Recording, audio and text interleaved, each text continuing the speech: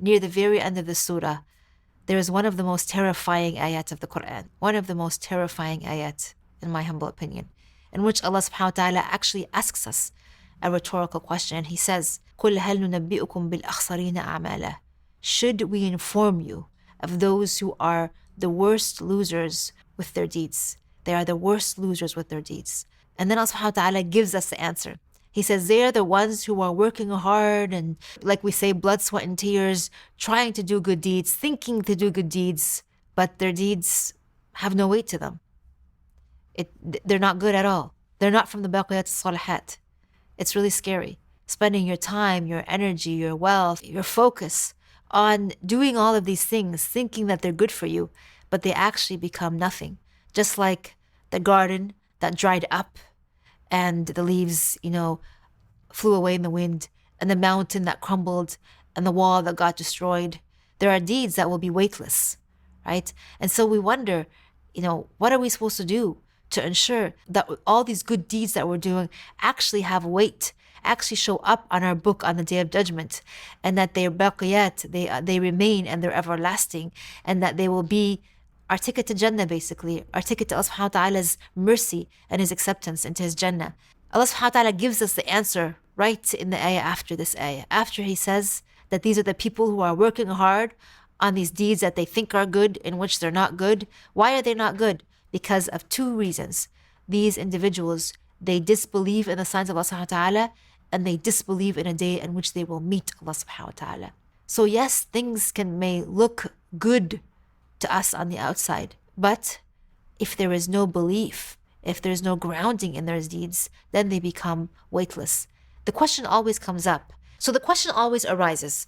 There are people around us that we know, our neighbors, our friends, our colleagues, and they seem to be good people. They do good deeds, they're generous, they give charity, they take care of their family members, they take care of their neighbors. What about them?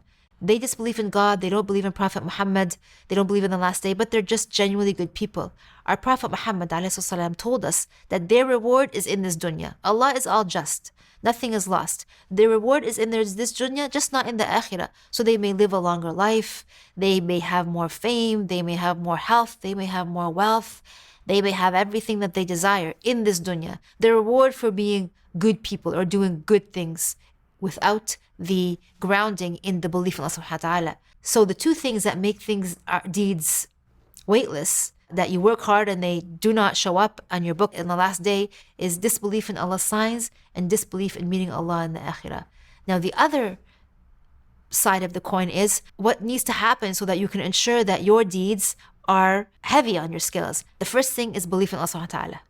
Right? That you believe in Allah subhanahu wa ta'ala, that He is your creator, He's your sustainer, He's the only one worthy of your worship, and everything that you do is, number two, is for His sake. The belief in Allah is number one, the tawheed, and number two, the ikhlas. Everything that we do not seek anybody else's appreciation.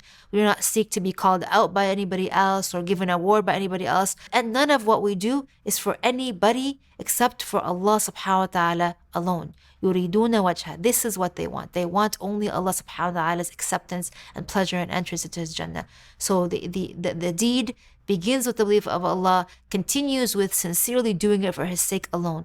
The third most important part for this deed to be accepted by Allah subhanahu wa ta'ala and not to become a waste is that you do it in the method that will be the sunnah, pleasing to the Prophet ﷺ, how the Prophet would have done it, the choice he would have made, how he would have, acted in this situation. The deed that you do towards others, even in your ibadah, is the way of the Prophet. So this is a third thing that helps you guarantee that your deeds, inshallah, will not be lost and that you won't have this terrifying moment, may Allah protect us, in which you do not find your deeds on your scale. And then the fourth prerequisite for your deeds to remain heavy on your scales is that you believe, no doubt, that there is an akhirah.